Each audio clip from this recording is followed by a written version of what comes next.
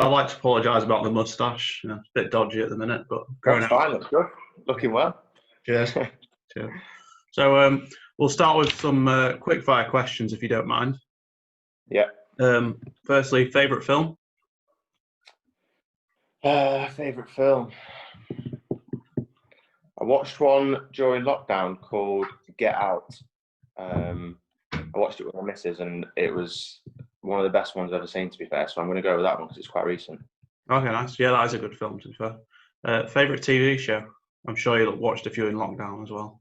Yeah, TV show. Through lockdown, me and my missus, we absolutely battered Homeland. Actually, we watched Homeland on Netflix, which we really enjoyed. We got really into that. To be fair, it was one of those that we were just like, right, we'll watch one more, and then you finish that one, and you watch another one. Yeah. I've watched Entourage is a good one. I liked Entourage. I watched that years ago, but that's another one. Oh, nice one. Favourite song or album? Favourite song?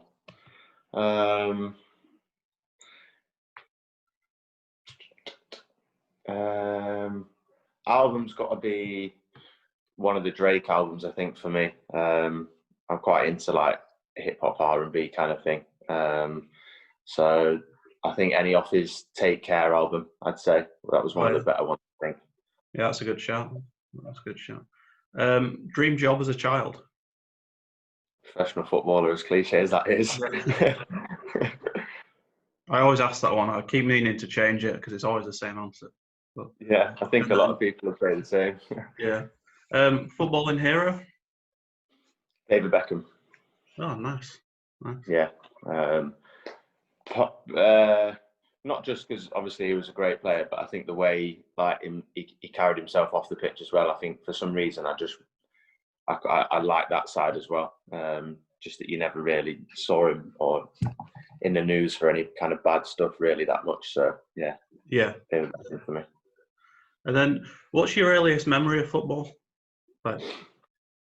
Sunday morning football. My dad and my mum used to take me down to like our local football team when I first started on a Sunday morning. So yeah, it's going back a long way, but Sunday morning football when there was no care in the world. Yeah. Did you know then that like this is what I want to do? Like this is going to be my career? I don't know. I think it was more just that I just enjoyed it as a kid. I don't think I was thinking, oh, this is what I want to do for the rest of my life. But obviously, it's that dream job, like I said before. But I think it was just I just enjoyed it. I just enjoyed being outside playing football on a Sunday morning, whether it was sunny, raining, snowing, whatever. Yeah. So how did it progress from that to? I read that you joined Glenn Hoddle's academy in Spain. Yeah. So that was. I went out to Spain after I'd finished my scholarship. So I did.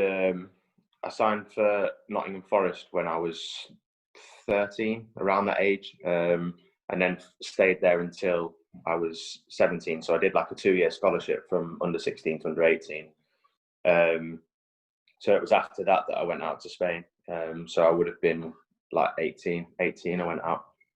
Oh, right. Okay. What was it like? It was unbelievable, to be honest. As obviously we got to see Glenn Hoddle as well. He came out quite often to take training sessions and stuff, as well as all his other coaches and that were out there full time. But not just that, like the whole experience and it was just like a massive step for me, I think, at such a young age, to go and by myself join up with people who I didn't know. To do that at 18 was like a big call, because I think at the time I could have gone into non-league like straight away, and I chose to do that instead. I think it was just the appeal, obviously, of the names and stuff associated with it, and it was just like as an experience, and obviously the football and then the lifestyle as well was just completely different to here, and I think it really helped me to mature as a person, I think. Yeah, do you think it gave you a lot of confidence, like just throwing yourself in at the deep end? Yeah, I think so. I think it was just that. I think like I said, just it was a massive step and something that I can remember at the time, I was toing and froing on whether to do it. And there was something, I think I must have spoke to my parents and stuff, and they said, look, just go and do it. It'd be an unbelievable experience, and one that I think you'd look back on and think you wish you'd have done if you don't do it. So I think that was the sort of defining factor for me. But I think looking back, it was the right decision to do as well. Yeah, it sounds really cool, like a really cool experience. Yeah, it So was.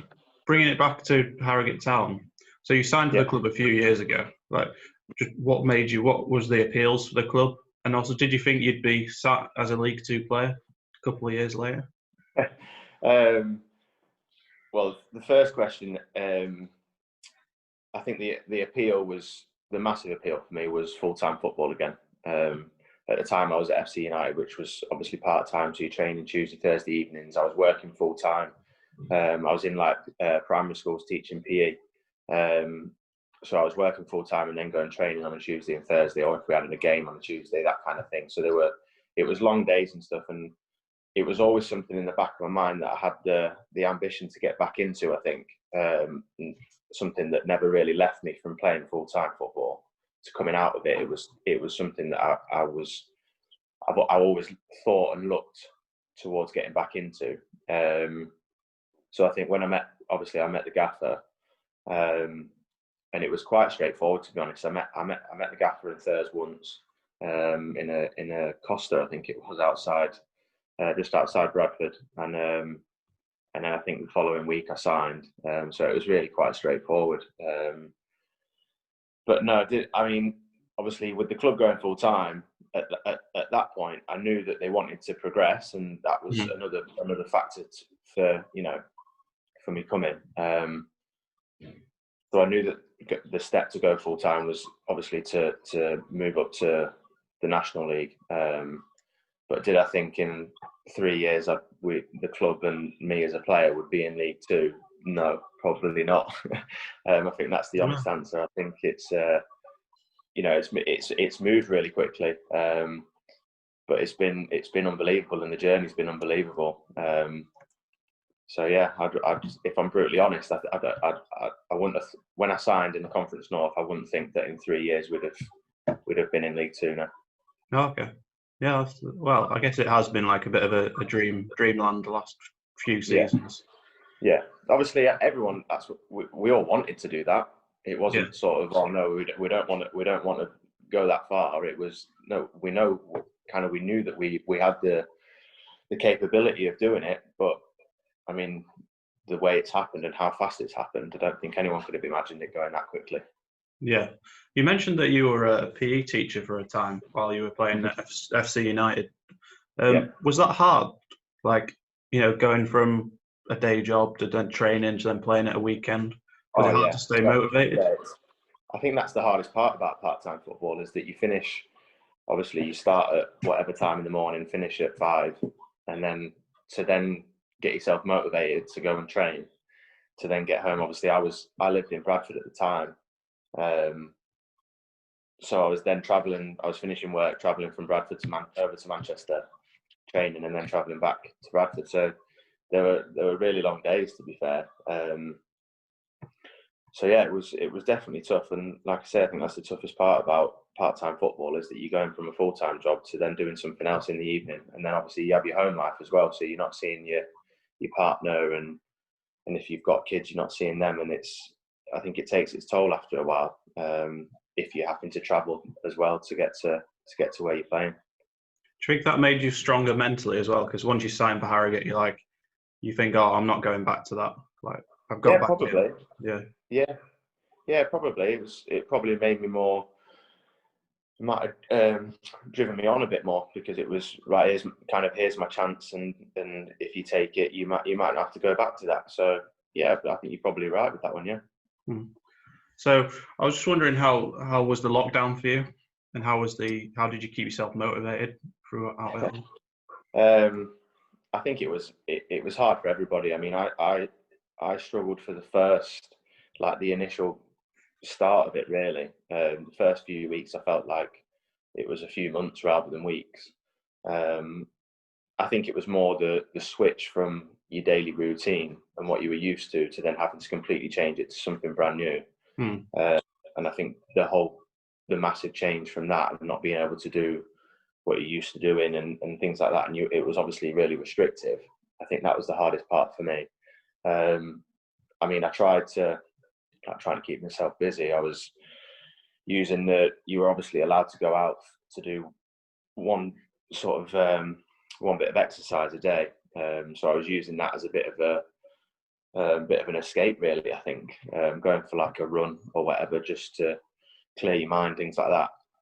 So I was doing that most days. So that was keeping me motivated, because I knew that there was obviously in the back of my mind, there's a chance of it either.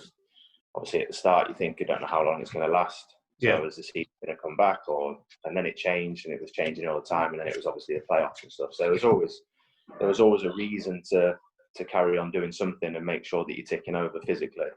I got into gardening. To be fair, I got really into gardening over lockdown, so that kept me quite busy. But yeah, that was something that I quite enjoyed. And then early on in lockdown, me and my other half, we did quite a bit to like little jobs that we'd done to the house, like DIY jobs and things like that we hadn't. When we bought the house 2 years ago, we kind of redecorated the whole house, and there were things that we just missed or hadn't got around to doing. So we kind of finished a few things off like that. But then when we finished all them, it was kind of looking around, right, what can we do next? Can we wreck something and then redo it just to pass some time? Yeah. But yeah. So you've gone from quite a difficult time to probably like one of the best moments in your life, scoring at Wembley. Where does that sit in your career highlights? Is it number one? Yeah, without a shadow of a doubt. Yeah. I don't think anything's anywhere near it, to be honest. I think it's, when you talk about being a professional footballer, it's and wanting to do it full time and as a dream job. I think that's the part that you look at as a whole. But then if you were to pick one moment that you wanted within that, if you could achieve it, it would be to play at Wembley or score at Wembley. And to do that was just, every time someone mentions it, I start smiling. And it's just like a natural reaction. It's just something that I'll never ever forget. Do you rewatch it a lot? I have a couple of times. Yeah, I have a couple of times. Sometimes when you go on YouTube to see videos and stuff, it pops up now and again on the feed. So I think, it's just that'll pass a few minutes. So I'll just watch that again. Yeah, because I remember I think it was Luke Ayling who plays for Leeds. He scored a goal last season, and apparently he sent his wife crazy just rewatching it over and over again. Yeah. To be fair, I watched it the other night. It was a few nights ago. It came up and I watched it, and the volume came on. And now you've mentioned that, my missus was sat on the other sofa, and as soon as you turn it on, she knew exactly what it was. She knew the sound, and she said something like, just something like, "You're not watching that again, are you?" So I've watched it. Yeah, I've watched it. Quite recently over the last few days. Yeah. Oh, nice. It's not a regular habit though. I'll just put that in there. It's not something on a regular basis. So this season, how have you found the leap up to the Football League? It's different, I think. It's obviously a step up. It's obviously it's more intense. I think the physical side of it and the mental side, I think, is different. I don't know whether it's the situation, because the games are so close together all the time. Obviously, you're playing like Saturday, Tuesday, and we have been for weeks and weeks and weeks, and we will be doing, because it's all crammed into a short period of time. So whether that makes it more physically and mentally challenging, it probably does. I think also there's a lot of games, not just ours, that you look across the board and you think that the score lines, they're the odd goal. Do you know what I mean? That each game being lost or won by the odd goal, they're a lot closer. Whereas I think in the National League, there were games where we'd go and win 3-4-0 or whatever. Whereas I don't think that's going to be a regular occurrence. I don't think in this league. So I think it's small margin. I think it's small margins in this league, from what we've seen so far. And the other thing I think is the first goal is massive. A lot of the time, the team that scores first is often the team that will get some sort of result, whether that would be a point or 3 points. So I think the first goal is massive, which we've found out in the last few weeks, because we've had chances to go and be 1, 2, 3-0 up at half time, and we've not taken the chances, and then it's come back to bite us, and we've ended up losing the game, especially over sort of the last couple of weeks before the FA Cup game the other day. So yeah, I think that's a big factor, the first goal, definitely. And then just to make this year even more surprising, you actually played against a Premier League team a couple of months ago. Was it about a month ago, I think? Yeah. Last month? Yeah. How was that as an experience? Another experience that was just a little bit crazy, really, because you go from, and I mean, I'll go back to saying, obviously, when you asked whether I saw myself in League Two when I signed in the Conference North, and barring like an FA Cup run, you were never going to really get anywhere near a Premier League ground. But then obviously you're in League Two and you're in different competitions, and to just arrive at the Hawthorns was just like, I don't know, it was just it was just a bit surreal, I think. One of those, another one where you walk out the tunnel when you first get there, and you're taking a video of the ground and stuff, just for your own memories and to look back on.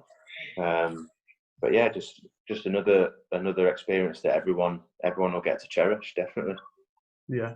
And onto this season, what would you say your personal goals are? Do you have a goal target, or are you more of a team man? You just want the team to do well? Yeah, I think first and foremost, I think the team comes first, and I think everyone would say a successful season would be consolidating in the league. I think now we're here, we want to establish ourselves now as a football league club and team. So I think that's the first objective, I think, to make sure that we're in this division next season.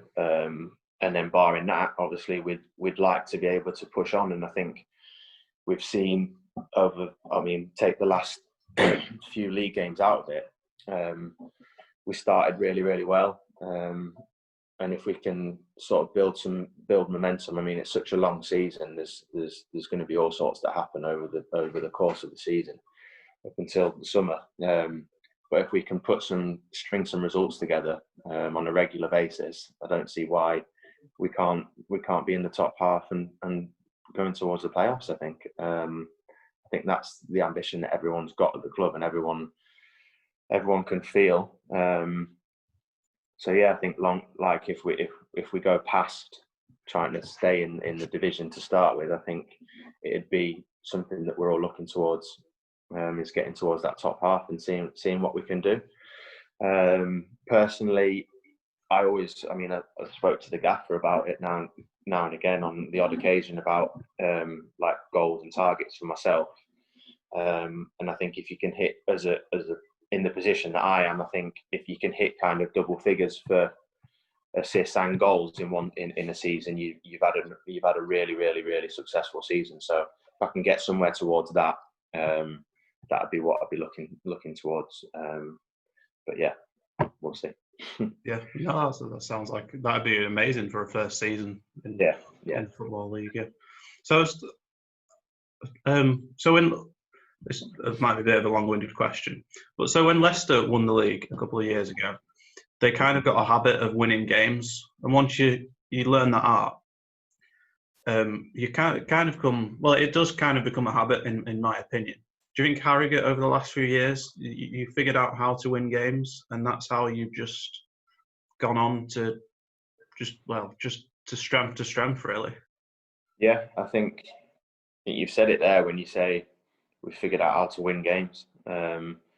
Obviously, every game's different. There's not going to be game. I mean, we try to play football. We try to pass the ball, and we try to play in that kind of way. And I think everyone's seen that, the kind of brand and identity of football that we've got. Every game's different, and there'll be games where we won't be able to play like that for 90 minutes or 70 minutes or even a half of football. And it's finding a different way to be able to be successful, I think. And we seem to have found the knack of doing that, and that's, I think, the reason why we've managed to get to where we are. You know, we've gone to difficult places, like Yeovil away last season, difficult place to go, and we've won the game 2-1. You know, there's been some real performances that haven't necessarily been maybe pleasing on the eye for people watching, but for us, I think the gritty ones sometimes they can feel better because, you know, you've had to work really hard for it.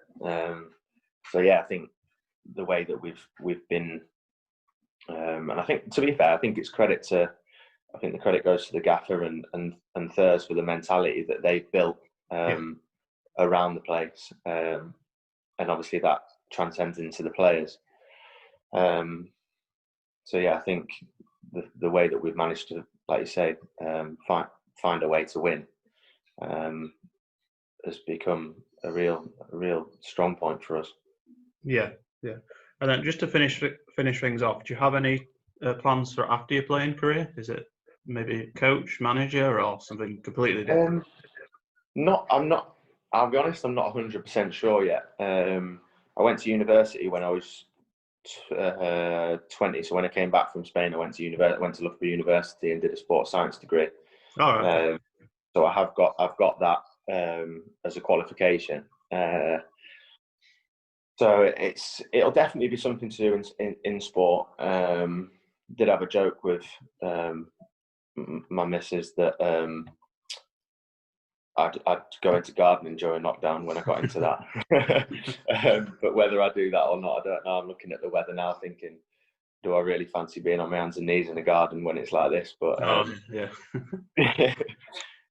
but yeah, I think it'll be something to do with sport. I love going to, I'm quite into going to the gym and things, and that side of things. I speak to our S&C coach, Daz. I speak to him quite a bit about different stuff, and because obviously that's what he does.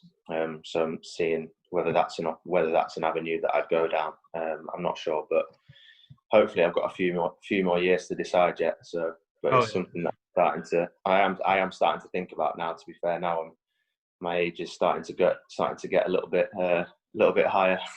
Oh, nice. Right. Nothing to worry about.